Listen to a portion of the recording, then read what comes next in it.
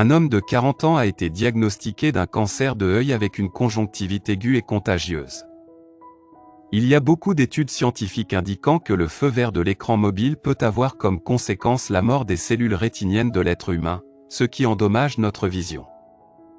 Le cancer de l'œil est un mélanome qui, en France, concerne chaque année environ 550 personnes. Comme le cancer du cœur ou des testicules, le liposarcome ou encore le sarcome d'Ewing, il s'agit d'un cancer rare.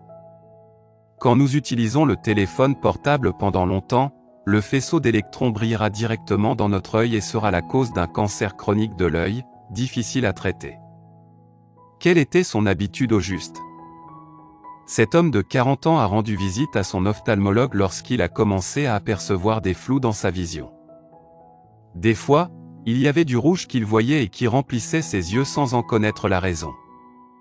Cet homme utilisait chaque jour le téléphone portable pendant 30 minutes, en pleine obscurité avant d'aller dormir. À force de s'y habituer, il s'est retrouvé avec un cancer des plus rares aujourd'hui, celui de l'œil.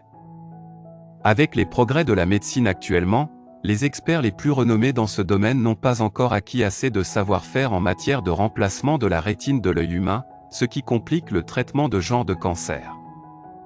Si vous êtes habitué à cette pratique, il est temps d'arrêter tant qu'il est encore temps de sauver vos yeux.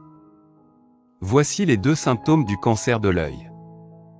Les symptômes du cancer de l'œil mettent longtemps avant de se manifester.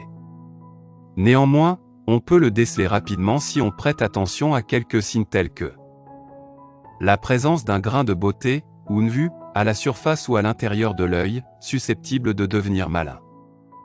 Des troubles visuels, provoqués par le décollement de la rétine, avec baisse de l'acuité visuelle. Taches dans le champ de vision. Phosphène, flash répété toujours dans la même zone.